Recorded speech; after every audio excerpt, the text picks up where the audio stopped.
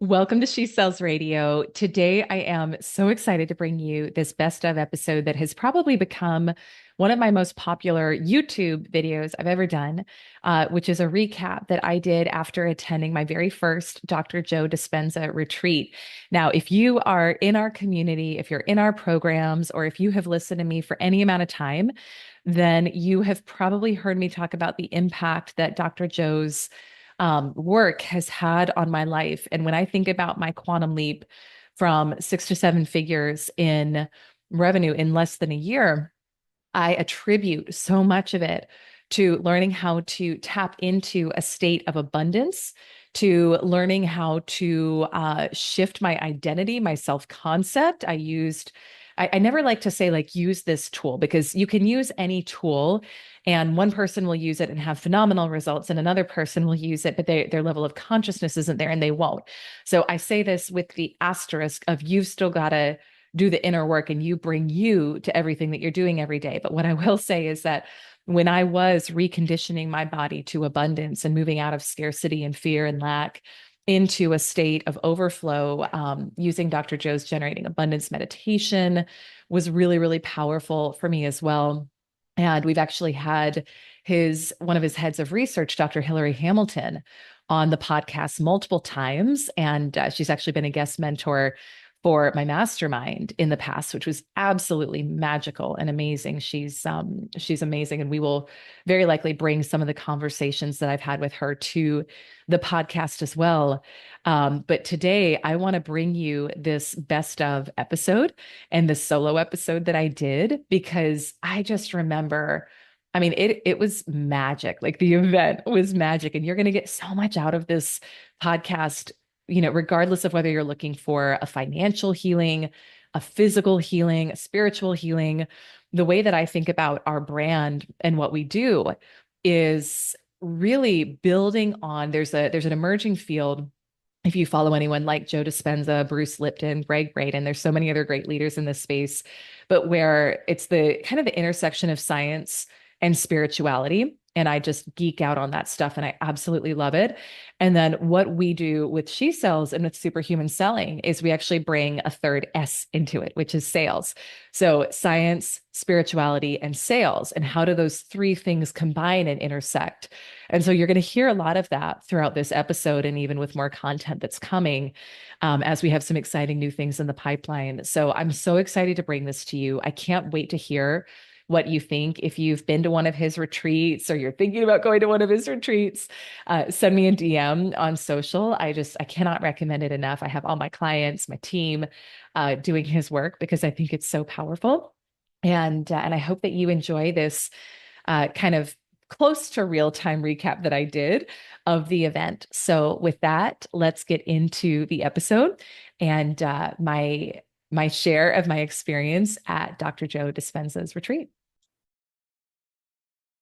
Welcome to She Sells Radio. I have to tell you, this is an episode that I have probably rarely been as excited to record as this one that I'm about to do for you today. And today I'm going to be diving all into this past week, which I spent at the Marco Island Advanced Retreat for Dr. Joe Dispenza. And it was life-changing in a way where I don't know if I'm going to be able to fill it into just one episode. So I may do a follow-up to this, but I'm going to share with you some of the biggest things that I'm taking away from that I'm going to use to shift my life and how I create and how I show up, and that I think you'll want to implement in yours as well. So before we get into that, I want to do just a couple quick announcements of some exciting things going on. And I'll also say before I get into that, I did get COVID a couple days ago. And so if my voice is not quite as strong as it usually is, please just bear with me. I may need to take a couple more breaks than usual as I talk. I appreciate your patience, but I was like, I can't wait to record this episode because I got to tell you all about this. It was that good. So the two quick announcements. Number one, if you're listening to this in real time, we have a workshop this week. It's for women who want to break through 6 figures or beyond this year, for women who want to create more financial abundance, learn how to sell in a way that feels authentic to them, and are really ready to go for it and make that change that maybe you've been wanting to make for a while, or do that thing that you've been saying for a while. Oh, that would be great if I could, but such and such excuse, right? These excuses that we make. If you're ready to really just step into your greatness this year in 2022 and stop putting off your abundance, stop putting off your dream, your vision, this workshop's going to be for you. So you can go to elisearcher.com/workshop for our Your Year for Six Figures workshop happening this week. I'm going to be pouring into you, coaching you, all the things. It's going to be amazing. The second announcement before we get into the episode is we are hiring, and I've got some really amazing, I feel like, dream positions available within the team right now.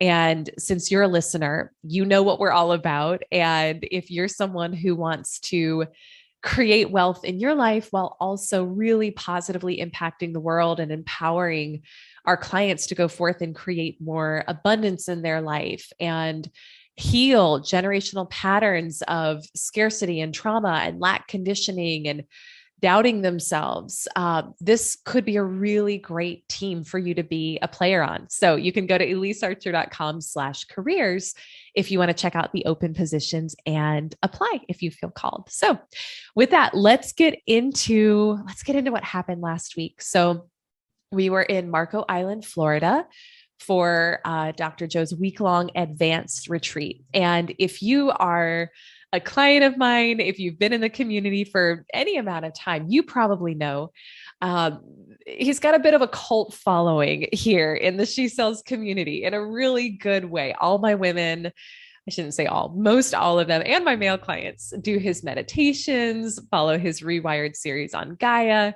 And I love having my clients watch his work because in the She Sells world, it's really about those quick, not quick from like a strivey standpoint, but quick from a, how much longer are you wanting to wait to let in your greatness and what you've been wanting to create? Like that type of standpoint. We're about making those types of quantum leaps. And so what I love about Joe's work is it helps explain from a scientific standpoint, as well as from a spiritual standpoint, how do those things happen? And how do we create those quantum leaps in our lives where we're doing things where other people say, that shouldn't be possible, or it shouldn't be possible in that amount of time. And you're creating great results while also being really happy and really grateful and really energized. And so I love his work. I use it every single day in my life. And this was the first time I got to actually go be in person at one of these events. And there's definitely something special about being in the room. And it pushed me, it challenged me in a lot of ways. If you've been to one of his events, it's long hours. So this isn't a cushy, 9 to 5 type of retreat situation. It will push you. And I'll share with you some more of that in the episode today, but I'm going to share roughly 10 of my biggest takeaways, ahas, things that happened that were unique. And I'll share with you to the best of my understanding what they were. So the first thing I want to share is some of the physical things that I experienced at this event and that I saw other people experiencing too. So the quantum model of reality and what Dr. Joe teaches and what I believe is that the body is an extension of the mind. So we're always working from the inside out to create change. And there were several very interesting physical experiences that I had in my body while we were there. One of them was the final 3 days of the event. You do healings on other people. Now, I've never done I've sent good energy. I've sent good vibes. Like I've held the space and intention of healing in my own body and for other people around me. Never have I cultivated energy in my body to such an extent where my whole body was basically seizing. I don't know any other way to explain it. The amount of energy that was flowing through, and then delivered that energy to somebody else who needed a physical healing. And it's kind of one of those things where you've got to be there to experience it, maybe to believe it. I mean, I'll just share my experience of it. But when we were doing these healings, there were several people, actually not several, about 100 people who had volunteered for and requested a healing going into this event. Take a quick coffee sip, and then I'm going to get back into it. So with that, they were the healies and the rest of us were the healers. And 3 different days we did this. Each day was a little bit different. We did a slightly different prep process each day. The first day was like a 45-minute walking meditation to cultivate the energy. The second day was less. Then the third day, we just went right into it. But as a healer, what I experienced was so unique from anything I've ever experienced in my life, because my energy and my focus was totally on someone else and on delivering that healing energy to somebody else in a way it's never been before. And what I kept repeating to myself going into it was like, I'm going to get out of the way and let source, spirit, God, whatever your word is, flow through me, because that has to happen right now for this healing to happen. And as I did that and just focused on continuously getting out of the way and focused on this person being healed, literally the energy flowing through my body was so intense and so strong. I could not stop shaking, but not a little bit of shaking. Like I had whiplash type of shaking. I don't know any other way to explain it. And there were other people having the same thing happen to them. I saw it throughout the event. It looks like you're having a seizure. I can't explain it any other way. Somebody asked, one of my clients asked that I share Jason's experience, my husband who went with me on this. And I wanted to just plug that here because he doesn't cry a lot. He's not someone I see cry often. When we went into the healing, I could tell it's going to make me emotional when I say this, but he was sitting next to me for the first one. There was a moment where it was like his heart broke wide open. And he was sobbing. Makes me emotional. He was sobbing. And he said, I've never felt so much love in my life. And he then got to deliver that energy into this person who we were doing the healing for. And to see a man in that state, there were a lot of men who had those types of experiences there, was really, really powerful. In a way I can't really explain, but it was pretty profound. But from that, what I took is we each have so much more energy available to flow through us than we realize.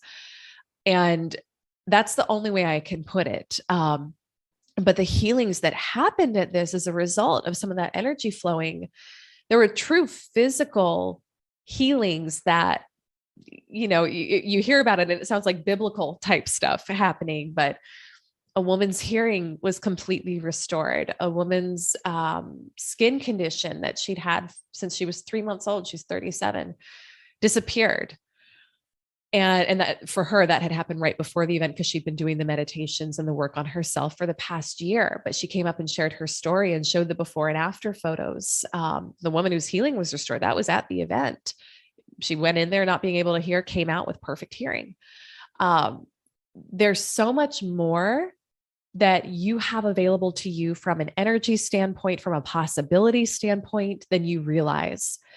The other part of the physical that was really interesting to me was if you've done Dr. Joe's pineal gland meditation, there was a lot of that at this event. Every single day we were doing that. So the pineal gland is, if you study the energy centers, it's the 6th energy center in your body. There's different ways everybody classifies this. So you've got to use your own language. Some people would call it the 3rd eye, the seat of your intuition, et cetera. But there's a certain breath that he teaches that we did every day where you draw up your cerebrospinal fluid. Wow, I actually said that. Your cerebrospinal fluid from the base of your spine. You draw it up through those first 3 energy centers in your body, which are all about survival, up through your heart. And then you actually aim it. And a lot of this is mental energy and focus, but you aim it at that pineal gland.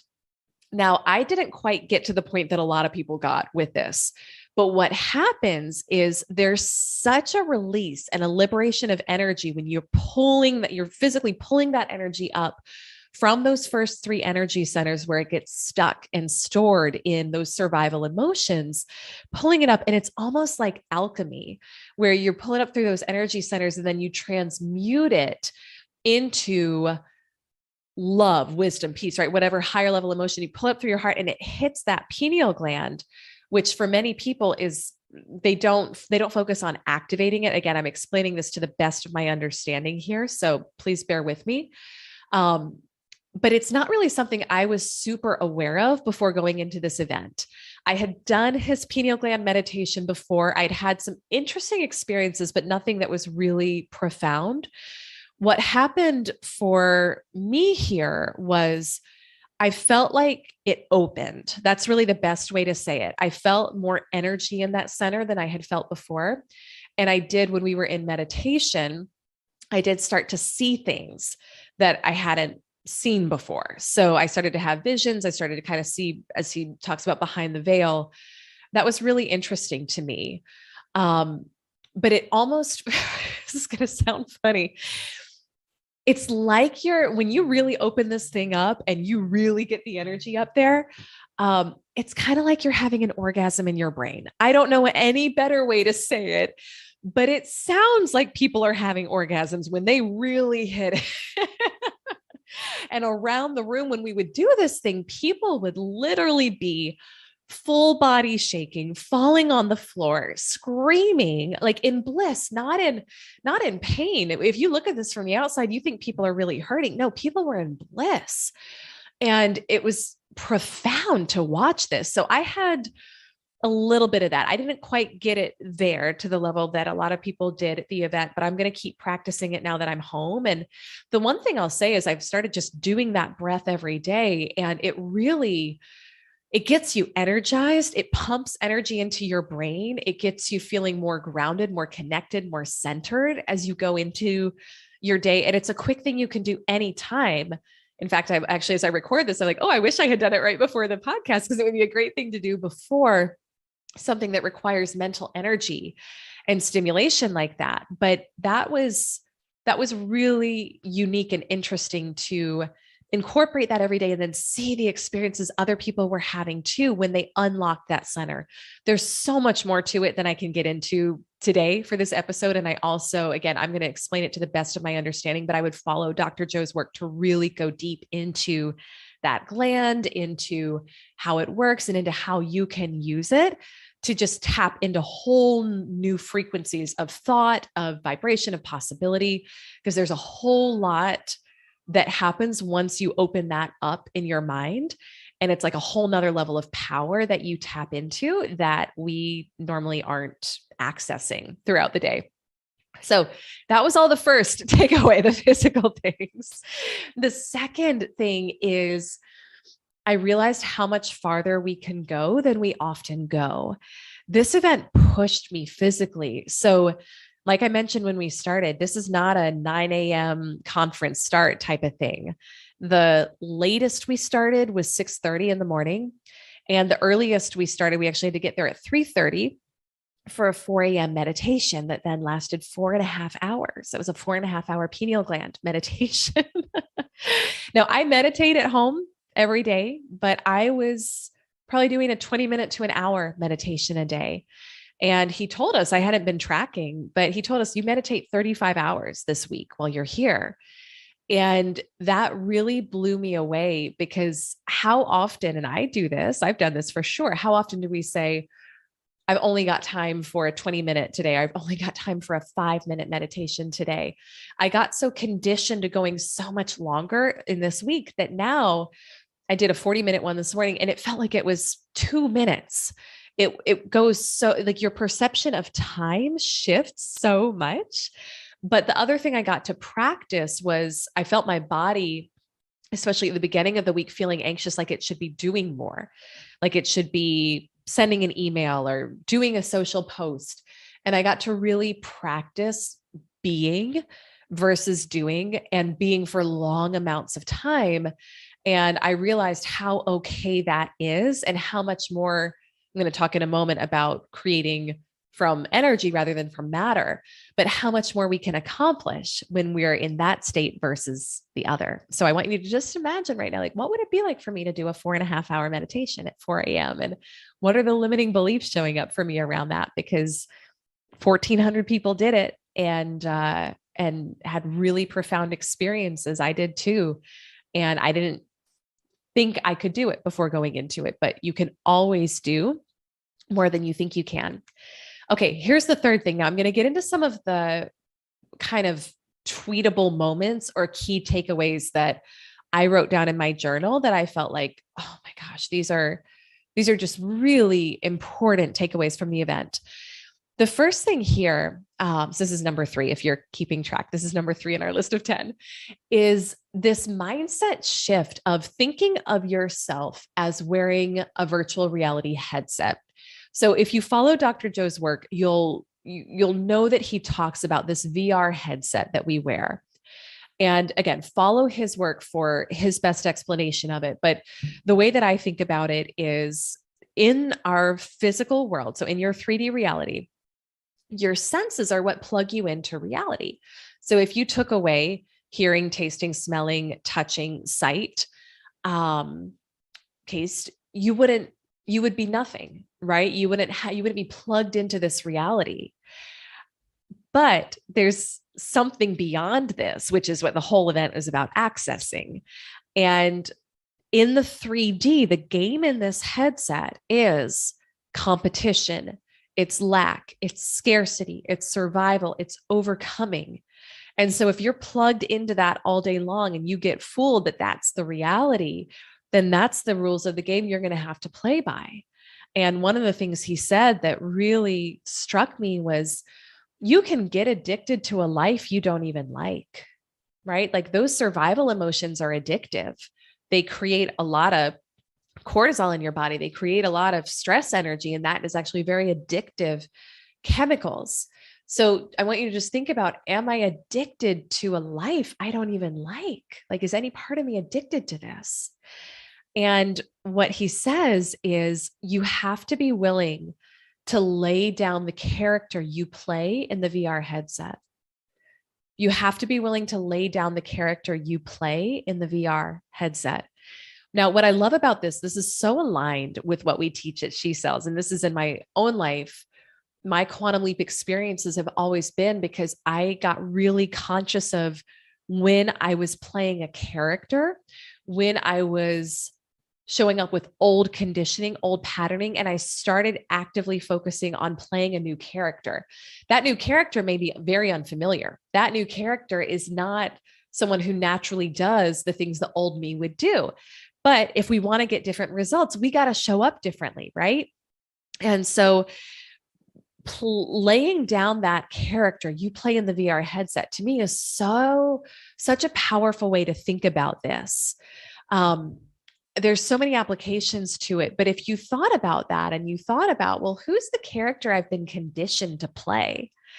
And thinking of it more as a character in a game rather than the real you, and getting really curious as to, well, if I could create any character that I wanted to create any outcome that I wanted, how would that character show up? And how would they act? And what would they do? And when we do that, that's when things get exciting. One of the other things he said that I wrote down is, who are you pretending not to be? Who are you pretending not to be? And that one is big. I feel like I have so many quotes for you in this episode, but who are you pretending not to be? Here's how I think about that for this community. The goal that you have, the vision that you have, that is there for you because that is meant for you. That's the only reason it's there.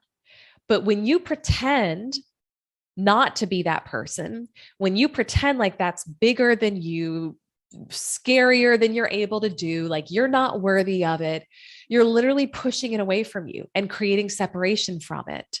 So who is it that you're pretending not to be? And who are you going to start deciding to be? If you just thought about this, to me, this also helps take a lot of the pressure off that we can put on ourselves in life. If you just decided to think about your whole life, like, what if I thought about this like I was a character playing a game in this VR headset? And I realized I can create a new character at any point and create a new outcome. How would I show up? What character would I want to play? Who would I decide to really be and step into being?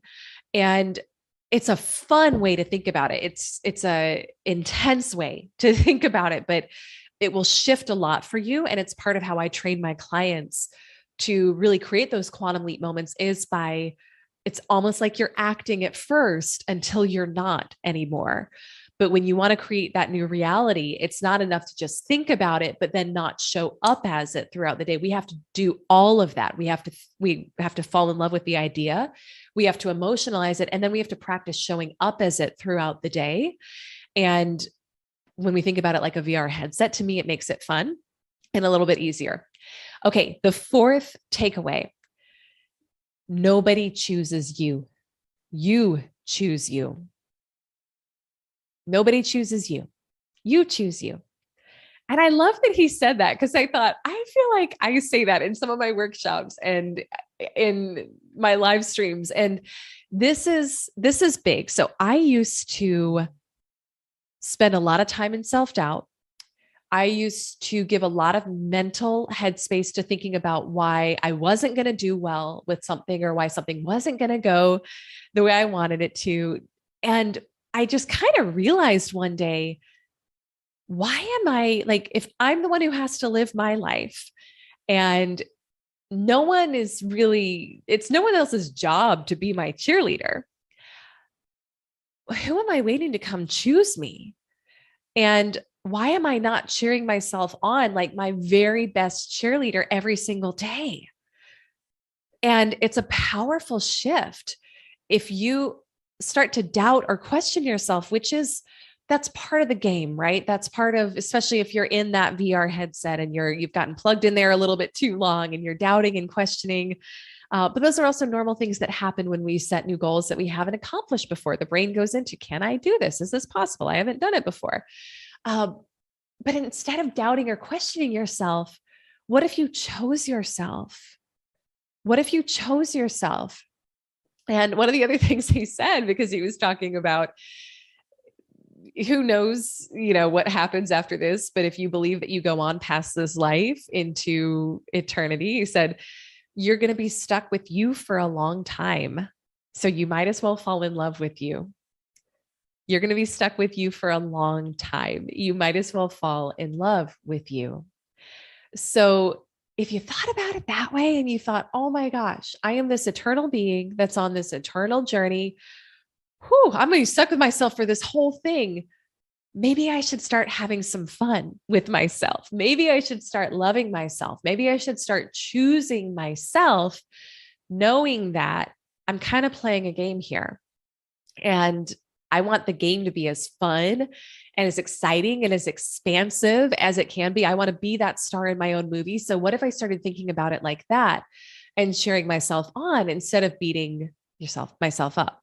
So I loved that one. Number 5. And this whole part here could be 10 episodes. We're not going to get too deep into it, but I wanted to take a moment and just talk about my deeper, I don't know if it's deeper understanding, but kind of renewed understanding of creating using quantum physics versus creating matter on matter. So there's 2 different ways you can create, right? One is matter on matter, which is how most people create. It's how I created for most of my life. And that's, I'm in this 3D reality. If I want to go from here to having this amount of money, having this home, having this car, I'm going to have to work X amount of time. I'm going to have to push harder. I'm going to have to do these things. You're always having to do something to accomplish the goal. Well, with the quantum model of reality, when we apply energy on matter, you're causing an effect in matter from aligning your energy with the reality that you want to create. And we do that by getting our thoughts in alignment with what we want to create, and then getting our emotions aligned as well. And so when we do that, things happen in a very different way. Things typically happen much faster. Things happen with far less, if any, effort at all. And it will defy at least for me, it will defy your beliefs of what's possible until you experience it for yourself. And you kind of have to suspend disbelief until it happens for you. I've shared some of my own stories of these things happening on the podcast. I'm not going to get into any of my own stories of that today. But what I will say is that he shared at the event stories of people literally creating something from nothing, like truly creating something from nothing. And to me, that just got me excited about thinking of how powerful can this get? Like, how powerful could I become as I learn to be higher and higher vibrational and letting things be easier and easier in life? And so, one of the things he said is the closer you are to source when you create, the less time it takes. So, the closer you are to source when you create, the less time it takes. And when we say closer to source, you want to think about the vibration and the frequency of source is one of wholeness, it's one of pure love. So, when we create things and we're in that energy, it takes very little time. And that's when people are creating something out of nothing or very minimal effort. The lower frequency we are, so if the lower the emotion, and your emotions are your body's conscious awareness of what frequency you're at, so the lower the emotion you're at when you're creating, the longer amount of time it's going to take, because then you're more matter, you're less energy. So it's actually very simple when you think about it, but the takeaway for me from that is to always, number one, first and foremost, prioritize being in that energy of wholeness, being in that energy of gratitude, being in that energy of love and bliss. And I know it's not possible, at least I don't think it's possible all the time. I haven't experienced that yet in my life. And I'll share some of the ways that things felt really tough last week in this episode as well. But when we have that conscious awareness of, okay, if I want to create powerfully and if I want to make the quantum leap and I don't want to effort and push and hustle my way to get to this outcome, I got to get pretty close to source. Like, I got to get my emotions, my energy, my vibration aligned with that energy that already has everything in it. So when we do that, when we're in alignment with source, when we're showing up as source, you don't have to go anywhere or do anything. It's already all there. So the closer you are to source when you create, the less time it takes. And this is a rule of thumb that I would apply to your inner work and to your, if hopefully you're doing some sort of a morning routine, morning ritual, maybe you're doing one of Dr. Joe's meditations. But he says, don't expect any magic to happen in your life if you get back up as the same person who sat down. And so this is where we get to be really fierce with ourselves, and we get to add a little bit more intentionality to our meditations, to our visualization, to the work we're doing. Because if you sit down and you're in a state of anywhere from boredom all the way down to grief, despair, fear, and you get up and you're still in that same state, it's not that it was a waste of time per se, because I don't think there's a bad meditation. I think every time everyone's a little bit different. They're not all like, let me go write home about this one, right? You got to persist through those. But if you're looking to create a change using energy, if you're looking to have something unusual happen in your life, not because you're efforting, but because of who you're being, don't expect that to happen if you stand back up as the same person who sat down. So that's something that I just recommitted to this past week, because in full transparency, and I'd had a bit of time where I wasn't having bad meditations, but I was kind of just like going through the motions with things. And I just recommitted to that this past week. I don't care if the meditation's over and I'm still there. I don't care if I've been sitting for 30 minutes, 40 minutes, an hour. I'm going to sit with myself until I can stand up as a different person who sat down here. So it's a discipline is what I will say. But when you do that, an hour in a meditation where you're powerfully connected can be the equivalent of 100 hours of work that you would do manually. So stop thinking it's a waste of time. Stop thinking you don't have time. And it's kind of like the Buddha said, right? I usually meditate, or I think it was the Dalai Lama actually, when he was asked how long he meditates, an hour a day, unless I'm really busy, then I meditate for 2. So we have to learn to shift our thinking and get out of that headset mode of thinking of I've got to be doing things all the time to make something happen, and to learn that if you really want to make some things happen, but you want to do it in a faster and more effective way, spend your time getting your energy aligned first before you take any action. And 90% of the action will be taken care of for you in most situations. So that's kind of a quick recap on the quantum model and creating in that way versus matter on matter. So one more quick coffee sip, and then I'm going to talk to you about emotions and how important those are in just a second. So, oh, this one is good. The power of minding your emotions and being attuned to them. And I say this as someone who had so much just low grade anxiety for years. Sometimes it was more than low grade. I've had periods of panic attacks in my life. But for the most part, it was kind of just this low grade, consistent anxiety. And I didn't know why. And I just thought it was normal. But when you become aware of that, and you become aware that you can shift your emotional state, and nothing different has to happen in your life in order for you to do it. And in fact, if we go back to what we just talked about, which is when you're creating energy on matter versus matter on matter, you're always creating from the inside out. So if you want something different to happen in your life, you can control that by shifting your vibration, which is shifting your emotions. So it's so important though, because one of the things he said that I just really resonated with is people are only suggestible to information equal to their emotional state. So I'll say that again. People are only suggestible to information equal to their emotional state.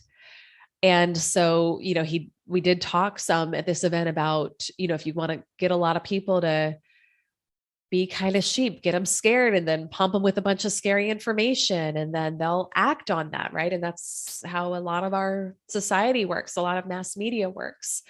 But you can think of this in your own life, when you're in that state, like if you've ever been in a state of just pure like gratitude and bliss and joy for life, the ideas that flow through you in those moments are so profound.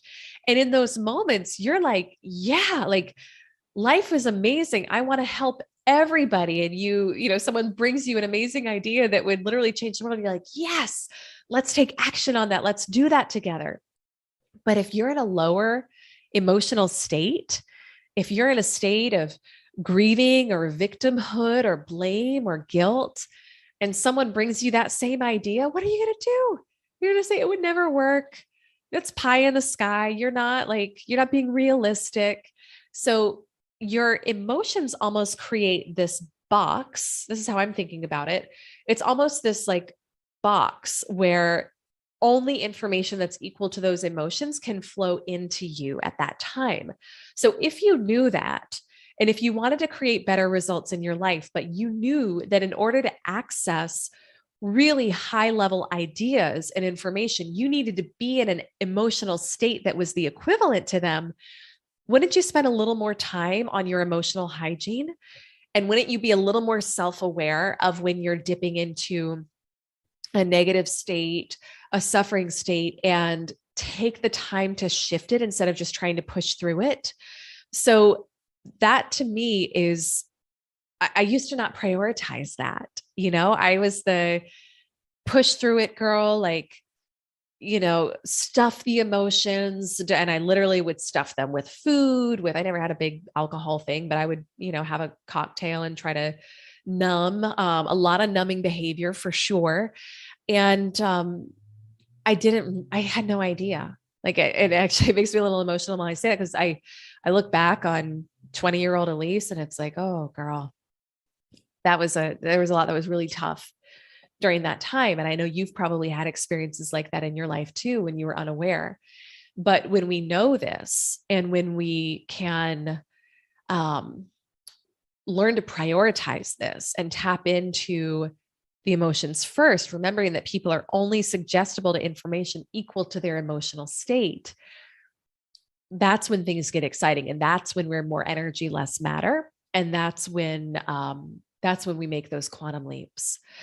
the other thing, it's kind of a number 6 part 2 about minding your emotions, but this is more about thoughts, but I'm going to kind of loop it in here. He said, the moment you think about your problems, you're in the past.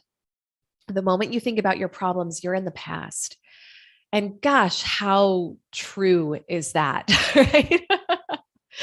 How true is that? And the present is where all possibilities exist.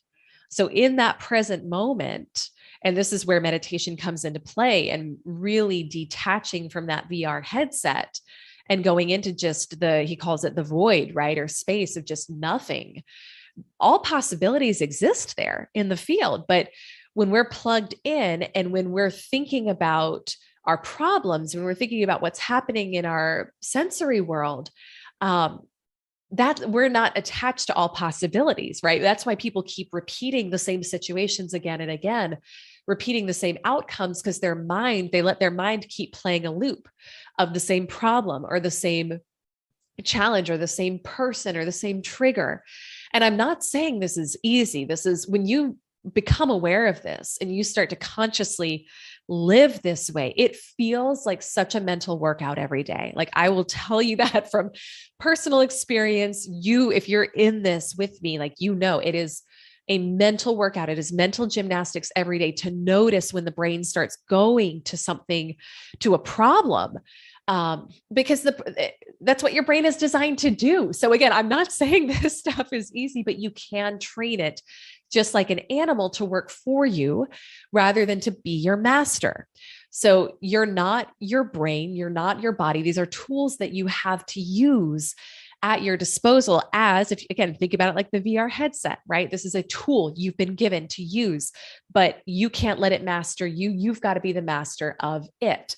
But our problems they're just manifestations of the past, right? It's old news. So if you want to create a different future, if you want to create a different reality, and if you want to be open to all possibilities and things that you may think are not, would it ever be possible for you right now, you got to get in the present, my friend. You've got to detach from all of those old thoughts, and you've got to notice when it starts to cycle back and have that constant awareness and shift. You can say something like shift in the moment. You can say something like change in the moment.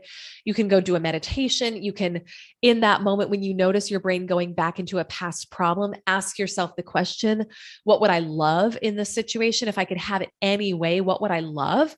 And there's so many great tools and techniques out there. I've talked about a number of them on the podcast. I teach them to my clients too, but you got to realize when you're going back and recycling and rehashing that old problem, that he did this, she did this, yada, yada, you're going into the past. And that's not where you will create a future of more of the past if you do that. But if you want to create a different future, you got to shift in that moment to what would you love to experience? What do you want to think? What do you want to have happen?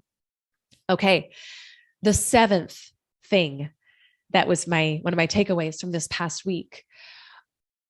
And this literally happened to me this past week. So I'm speaking to this from very recent experience, but I've also been through similar things before. So I know what's going on, which is good. I don't fully know how it's all going to come together in this particular circumstance, but I'm at peace. Joe talked about this. He talked about this, that this happens at the events. And I always kind of warn my clients this too. Like, when you come into this work and you really start doing that personal, that deep shifting work, it's the biological death of your old self. And your old self doesn't like that. She doesn't like that. He doesn't like that. And it will fight you every step of the way. And it will manifest illness, and it will manifest personal problems, and it will manifest things that feel like everything in your life is falling apart to try to keep you from moving forward. And you have to know what's happening in that moment. Nothing is ever falling apart. It's literally when you decide that you're going to create something new in your life and you're going to change as a person, everything that's not in alignment with that person who you want to become, it's going to need to fall away, or it's going to need to shift. And that can feel so uncomfortable. It can feel so uncomfortable. I can't tell you, in this past week how many massively uncomfortable moments I've had. Like, I'll just be so real with you. And I'm not going to get into all of them because they're not, I'm in the middle of some of them right now, and that's okay. But when you have the conscious awareness that that's what's happening, and it's almost like, I kind of think about it like these tectonic plates, like shifting and moving to reform the new thing that's being created. And you can kind of just let it happen and focus on being at peace as much as you can through the process, and then just allowing, being non-attached to what was. It's a much easier process. If you try to grip, if you try to say, ooh, this feels too uncomfortable, or like, at least because your body is comfortable in the known. So when you decide to make a change, you're going into the unknown, and your body's not comfortable with that, nor is your brain. Now we can soothe it. There are ways that we can soothe it. There are ways that we can visualize our future and start to create that visual imprint in our brain and in our neural connections, so that we have something new to focus on, which is important during these times. But the more not attached we can be to how things were, with the trust and the understanding that everything is always happening for you. And even if you've got to remind yourself of that 100 times a day, 100 times an hour, while things are shifting around you and you're feeling very uncomfortable, you have to do that. And it will make the process so much easier. It will make the process so much less painful. And it will create space for those new opportunities and people and situations to come in that are in alignment with where you're going. And your job is to stay out of the way. And we stay out of the way by not gripping to what was, and then by being open to the nudges and the actions that we feel inspired to take in the moment to move forward towards that next step, rather than staying stuck. So just understanding that is really, really key, I think, when we're doing this work. And I'm reminding myself of it every moment right now. And I'll report more to you when I'm kind of further out of some of this stuff about back end of how things came together. But we get to be at peace with that. And we get to know that every time we ask for an up level, guess what? Tectonic plates shift. I was going to boom, boom, boom. I don't think that's really what it sounds like, but you get what I'm saying. That's all that's happening. You're in the change. There's nothing wrong. There's nothing wrong. It's actually all really good. So you get to get excited. Okay. Number 8. And these are just final 8, 9, 10, or final 3. I think these are going to be the shortest here, but I am so conscious of my own language. And I'm so conscious of my clients' language too. And I'm not perfect with it in my life, but I aim to always be aware of when I'm using disempowering language. And one of the most disempowering words you can use is I'm trying. I'm trying. And the reason why is that trying means you're separate from it. If you already had it, if you were already at $100,000 a year, $1 million a year, if you were already, had the company, you wouldn't say, I'm trying to create this. You'd say, no, I created this. So one of the things he said that I loved so much was, stop trying to create, just fall in love with what you're creating. Because when we try, it means we're separate from it. So what if you thought about it that way? And what if trying to create something, what if you just fell in love with the vision of it, and fell in love with not just the vision of it, but the person you're going to become along the way? And that's something I've been reminding myself of, and probably not enough. It would actually be powerful to remind myself of that more this week as I say that out loud, is, who are you becoming, Elise? Like, wow, I don't quite know that woman yet. But she's an elevated version of my old self, and I get to fall in love with her. And you get to fall in love with you. And you get to fall in love with both what you're creating from a physical standpoint, as well as the version of you that you're creating. And I think the second is so much more important, because again, you're going to be with yourself for a long time. You might as well fall in love with you. Right? So fall in love with what you're creating. Stop trying to create. Number 9, and this is so good. I mentioned to you earlier that I've been going through the motions a bit in my meditation recently and in my visualization. And I think it was that I'm laughing as I say this because I just had an aha. I had reached a point in this past, like before I went to the conference, where I was kind of like, I wonder what's next. I had created some really big things in my life in this past year, and there were definitely challenges. There were definitely things that felt like big flops, but there was also some really big success. And I went into this conference kind of like, where do I go from here? Like, how, I don't know, like everything just felt like, man, I just had like a peak manifestation. And I don't really know how it gets better than this. I mean, I had next level vision but I was feeling kind of not complacent, but just content. And I remember as I went into this, again, this is an aha for me, but I'm laughing because now I realize why everything started shifting so fast.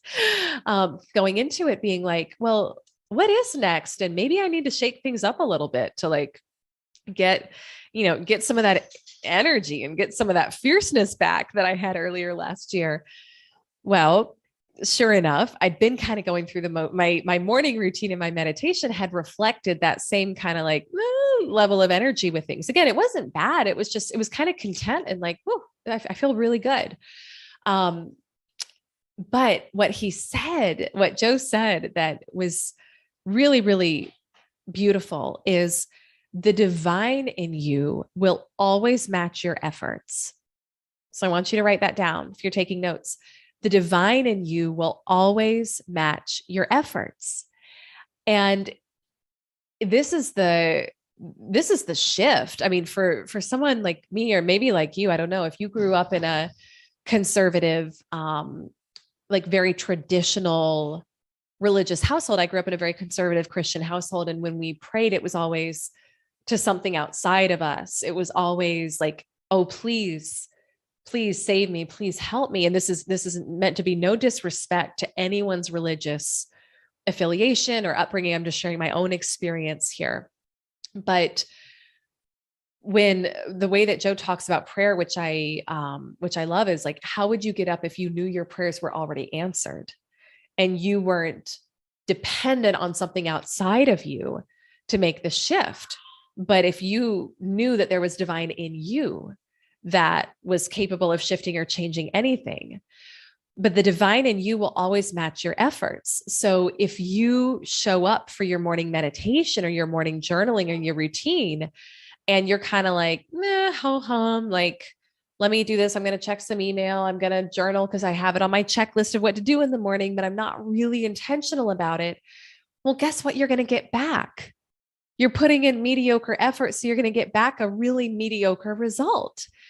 So we have to learn to be so much more intentional with what we do and with that time, and to say, all right, divine source, all that is inside of me, I'm here and I'm serious about creating this change. I'm serious about making this shift. Like, I'm not playing around, but I know that you're going to match my efforts. So I'm going to come to you with such focus and such intention and remember, the energy of the divine is wholeness and love. So I'm going to come to you with that energy because I'm going to be a match for you. And then I'm going to know that I can trust that if I want a miracle, if I want biblical level, like miracle shifts to happen in my life, I've got to come at it from that energy. Watch out. That's all I have to say. And if you've experienced it, watch out, because that effort will be matched back to you. And that is how it works. So it's not giving your power away to something outside of you. It's not being at effect of anything outside of your life. It's, if I want to experience the divine, I have to be divine. And what would it look like to be divine in this moment? What would it look like to be divine in this morning meditation? What would it look like to be the mystic? What would it look like to be divine, not just on the meditation mat but afterwards too, all throughout the day? And remember that if I have a great meditation, but then I have 12 hours of anxiety and fear and blame and victimhood, what do you think you're going to get in your life? You're not exempt during those 12 hours. You got to carry that with you all through the day. It's not a limited thing to just when you're doing your mindset work. You've got to carry that with you all through the day. So this is the self-awareness piece is critical. And you're not going to be perfect with it. I'm not perfect with it. We're not meant to be. That's why we have those contrasting experiences so we can learn and grow.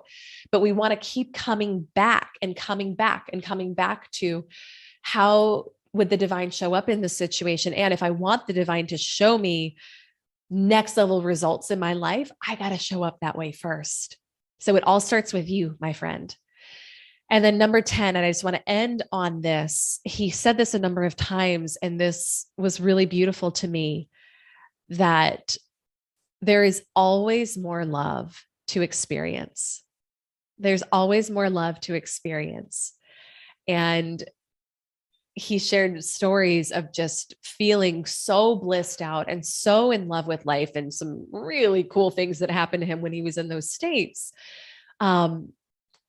But then asking, is there even more love to experience? And then having experiences where, yes, there is more. And that's been one of the downloads that he has taken from his own work is there is always more love to experience. And I think if we could ask that question every day, in addition to the other questions, if your brain is like mine, it's asking all sorts of questions all day long. How are we going to do this? What am I going to eat for lunch? But in addition to those questions, is there more love to experience in this situation? And could there be more love to experience today? And there always is. And so I just want to end on that note. And I want to just say thank you to you for taking the time to listen today.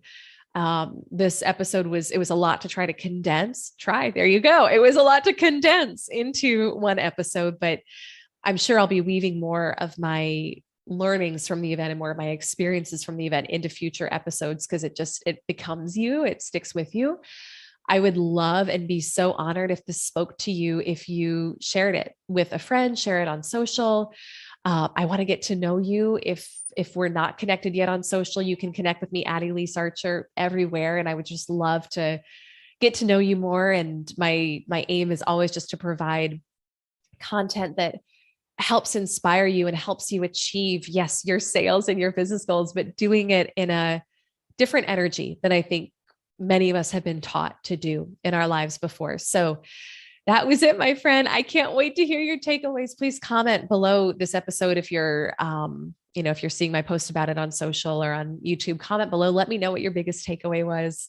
I'm so inspired and so grateful for this experience. And I hope you'll prioritize getting to one of his events at some point this year, because it was really, really life-changing. So that is it, my friend. I'm wishing you a beautiful, beautiful rest of your day. Thank you so much for listening. And I'll see you next week with our next episode